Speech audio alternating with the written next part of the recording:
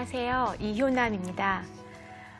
유명하게 된 어떤 사람들의 후일담을 들어보면 어렸을 때 부모님이 너는 커서 뭐가 되라 라고 얘기를 했거나 혹은 우연히 어떤 사람으로부터 듣게 된 말 한마디가 인생의 행로를 바꾼 그러한 일들을 종종 듣게 되는 경우가 있습니다.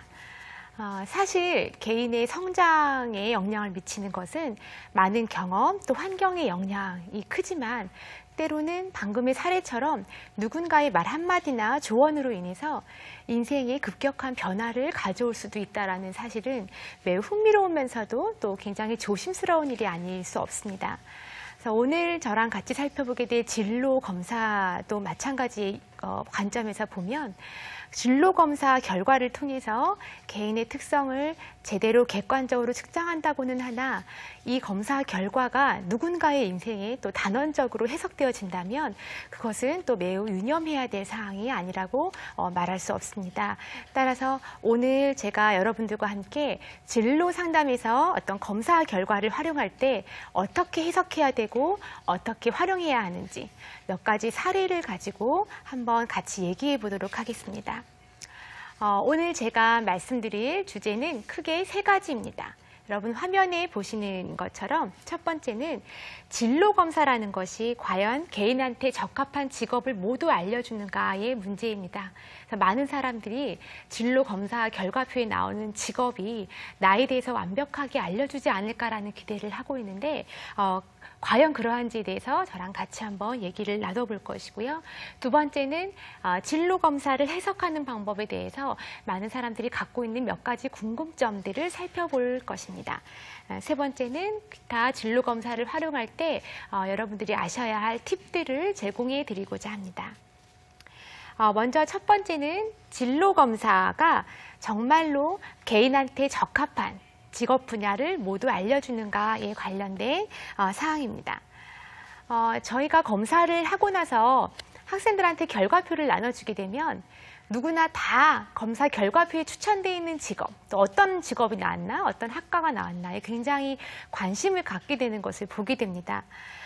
이것은 진로 검사는 다른 검사랑 다른 게 개인의 특성을 진단하는 것을 넘어서 어떤 향후 관련되어 있는 전공 직업까지 예측하기 때문에 사람들이 이러한 검사 결과를 굉장히 궁금해하는 것으로 볼 수 있습니다. 그렇지만 직업 추천된 결과는요, 그 의미를 제대로 알지 못하면 굉장히 오해의 소지가 다분합니다. 예를 들어서 흥미검사를 받았는데 디자이너라는 직업이 추천되었다.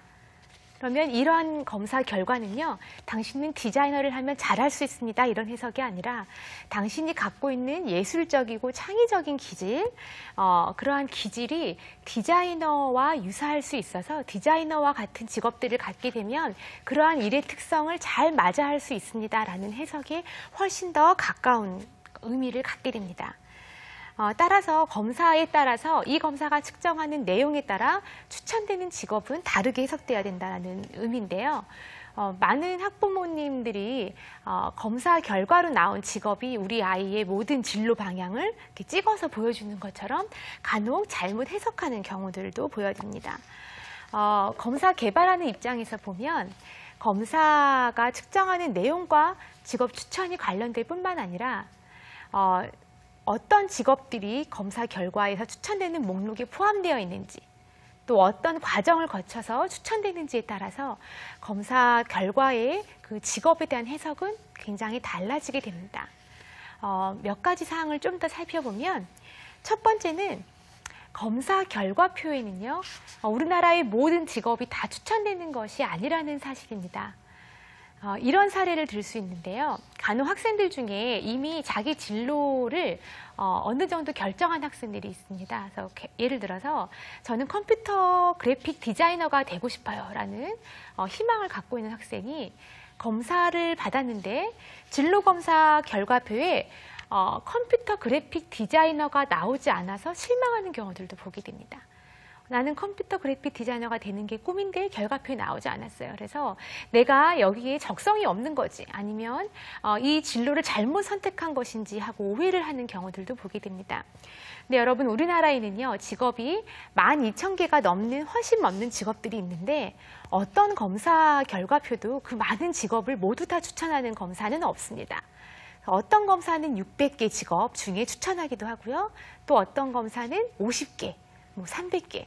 그래서 검사마다 추천하는 직업 목록이 제한되어 있기 때문에 내가 딱 갖고 싶어하는 그 명칭 그대로의 직업이 추천되지 않을 수 있다는 것은 너무나 자명한 사실입니다.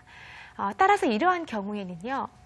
컴퓨터 그래픽 디자이너는 추천되지 않았지만 그와 유사한 다른 종류의 디자이너들이 추천되었다면 그거에 비추어서 검사 결과를 해석하는 것이 바람직하고 내가 원하는 직업명이 나오지 않았을 때는 그 직업이 원래 직업 목록에서 제외되어 있어서 추천되지도 않을 수 있다는 가능성을 염두에 두셔야 합니다. 또 한 가지 사례를 살펴보겠는데요. 어떤 학교의 학생이 학교에서 축구부 선수로 활약하고 있습니다. 그래서 굉장히 잘하고 있고 또 상도 여러 번 받고 있고요. 또 잘하고 있을 뿐만 아니라 본인이 축구를 굉장히 좋아하기 때문에 이 분야의 선택한 진로에 대해서 주변 사람들의 반응이나 또 본인의 만족도는 굉장히 높은 편입니다. 그래서 고등학교도 이제 축구 선수를 스카웃돼서